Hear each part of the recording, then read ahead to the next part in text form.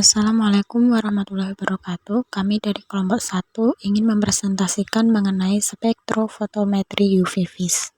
Di sini kita akan berdiskusi mengenai apa itu spektrofotometri UV vis, apa alat yang digunakan, bagaimana cara kerjanya, dan apa kekurangan dan kelebihannya. Spektrofotometer UV vis adalah pengukuran panjang gelombang dan intensitas sinar ultraviolet dan sinar cahaya tampak yang diabsorpsi oleh sampel.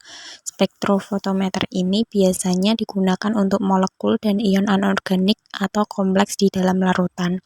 Sinar UV berada pada panjang gelombang 200–400 nanometer dan sinar tampak berada pada panjang gelombang 400–800 nanometer. Alat yang digunakan dalam spektrofotometri UV vis yaitu spektrofotometer, yaitu digunakan untuk mengukur energi cahaya secara relatif jika energi tersebut ditransmisikan, direfleksikan, atau diemisikan sebagai fungsi dari panjang gelombang. Spektrofotometer UV vis merupakan spektrofotometer yang digunakan untuk pengukuran daerah ultraviolet dan daerah tampak. Spektrofotometer terdiri dari spektrometer yang menghasilkan sinar dari spektrum dengan panjang gelombang tertentu, dan fotometer yaitu alat pengukur intensitas cahaya yang ditransmisikan atau yang diabsorpsi. Alat ini digunakan untuk mengukur transmitan atau absorben suatu sampel sebagai fungsi panjang gelombang. Contoh alat yaitu ada spektrofotometer UV vis beam AMSAT AMV11. Spektrofotometer ini digunakan untuk mengukur spektrum warna suatu sampel dengan metode spektrofotometri, di mana metode analisisnya berdasarkan penurunan intensitas cahaya yang diserap oleh suatu media. Penurunan intensitas cahaya yang diserap pada suatu media tersebut bergantung pada tipis atau tebalnya media dan juga konsentrasi spesies warna yang ada pada suatu media tersebut. Selanjutnya ada UV Visible Touchscreen Spectrophotometer dengan merek Spectrophotometer XB10VIS20 dengan spesifikasi dalam PowerPoint.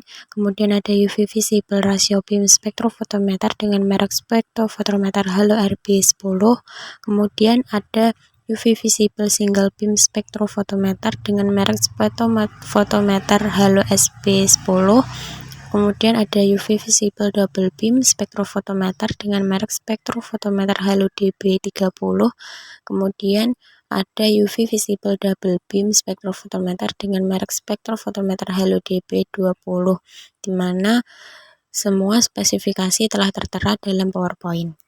Kegunaan spektrofotometer UV vis yaitu menentukan jenis kromofor ikatan rangkap yang terkonjugasi dan auxokrom dari suatu senyawa organik, menjelaskan informasi dari struktur berdasarkan panjang gelombang maksimum suatu senyawa, dan mampu menganalisis senyawa organik secara kuantitatif dengan menggunakan hukum Lambert-Beer.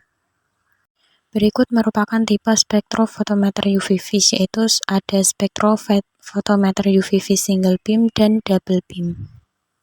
Single beam instrumen dapat digunakan untuk kuantitatif dengan mengukur absorbansi pada panjang gelombang tunggal, di mana single beam ini mempunyai beberapa keuntungan, yaitu sederhana, harganya murah, dan mengurangi biaya.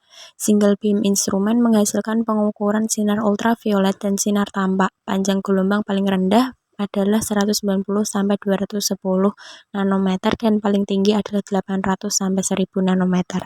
Selanjutnya double beam instrumen, di mana mempunyai dua sinar yang dibentuk oleh potongan cermin yang berbentuk V yang disebut pemecah sinar. Sinar pertama melewati larutan belangko dan sinar kedua secara serentak melewati sampel.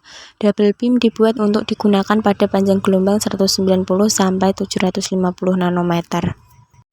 Prinsip kerja spektrofotometri UV vis yaitu ketika ada sumber sinar berupa cahaya UV vis atau monokromatik diteruskan melalui suatu media larutan berwarna yang merupakan suatu sampel, maka sebagian cahaya tersebut ada yang diserap, dipantulkan, dan ada yang diteruskan.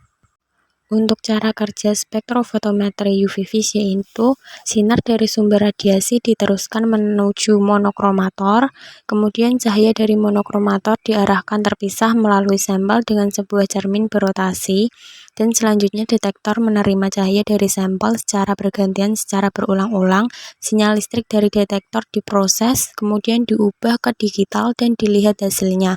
Selanjutnya perhitungan dilakukan dengan komputer yang sudah terprogram. Berikut merupakan hasil spektrum UV-Vis. Konsentrasi dari sampel di dalam larutan bisa ditentukan dengan mengukur absorban pada panjang gelombang tertentu dengan menggunakan hukum Lambert-Beer, di mana rumus seperti yang tertera di PPT.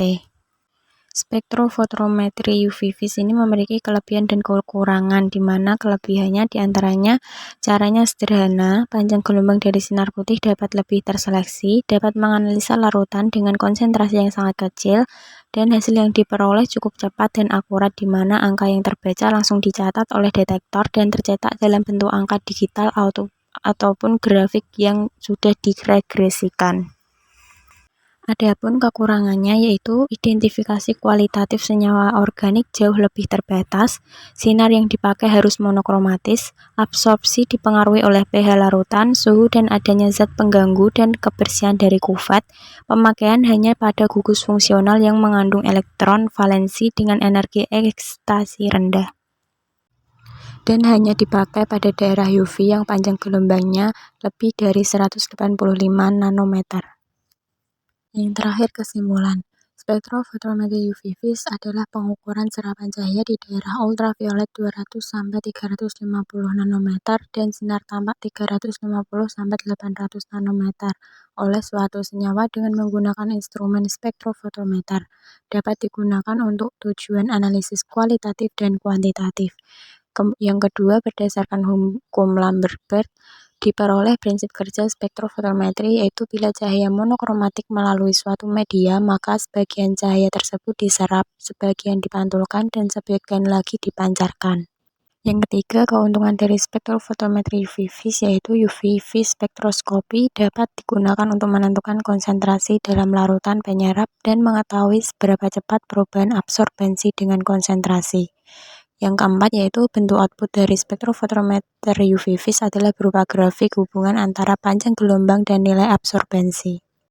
Terima kasih, sekian yang dapat kami sampaikan. Apabila ada kesalahan, kami mohon maaf. Wassalamualaikum warahmatullahi wabarakatuh.